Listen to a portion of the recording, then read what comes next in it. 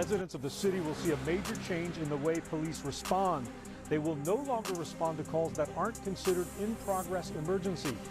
That means calls like criminal mischief, theft, harassment, and most burglary alarms will all be handled by an enhanced telephone reporting unit. That means residents will file a police report over the phone. Officers will not respond unless it's an emergency. Also, between the hours of 3 a.m. and 7 a.m., there will be no officers at any of the 6 stations throughout the city. Call boxes that link directly to 911 have been installed for people to use in case of an emergency. And in this round, here's Charles Big Angry Adams. Well, now this news out of Pittsburgh is absolutely disgusting. For years, the far-left progressives were quietly abandoning rule-following poor people in urban areas, largely people of color, with this nonsense restorative justice narratives, right? But since the social justice summer of 2020 and the defund the police movement, they have become more and more brazen about telling crime victims just tough. The goal in Pittsburgh is to reduce the number of responded to police calls from 200,000 to 50,000. Now, they're going to do that by ignoring crime.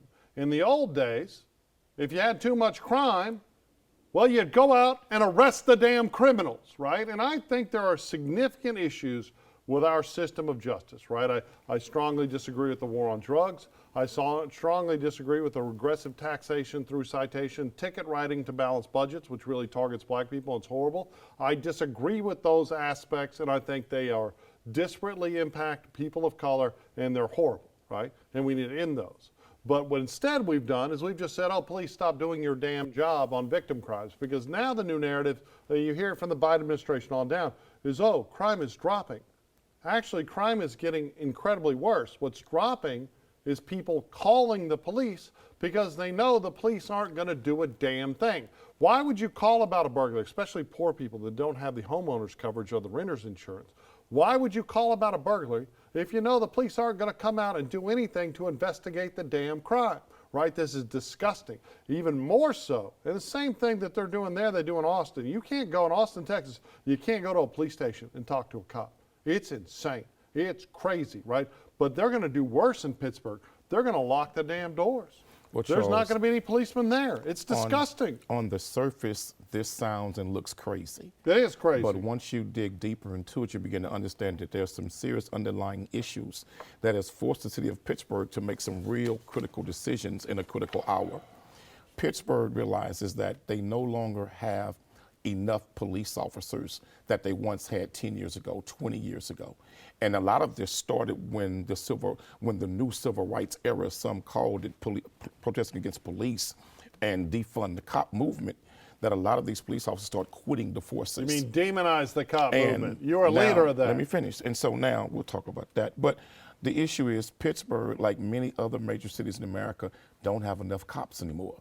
And what they don't want to say is that the white tax base that they used to have in major cities in America because of crime has fled the inner cities to the suburbs. So they're just going to abandon black people that obey the law? Let me finish. So what has happened is they don't get that tax dollar that they used to have to serve city needs and have more police officers. And now they're struggling and fighting with city councils in some county districts just to get enough funding to have graduate classes of police officers. Charles, a lot of calls to 911 are calls where people are abusing 911. That's not true. This is true, I love Charles. how you lie about stuff. Charles, you got people calling 911 because the kids won't listen to them. You do have You got people calling 911 because their spouse is angry and upset with them. But that's not the majority of calls. They got people calling 911 saying that they think somebody's sitting out in front of my house. You get put on hold if anyone answers the damn phone. So what 911 should be answered and cops should go to crime. If they have enough cops, yes. They could have enough cops. But what are they going to do? And they don't have enough segment of cops, America Charles. has been saying cops are awful. Instead of saying, how do we fix policing? Some cops are awful. You've been saying certainly all not all, You've been but saying far too the many majority. get away with corruption. The truth is there's been no effort to fix policing. There's been an effort to take money that should go to law enforcement and energy that should go to law enforcement to attack criminals.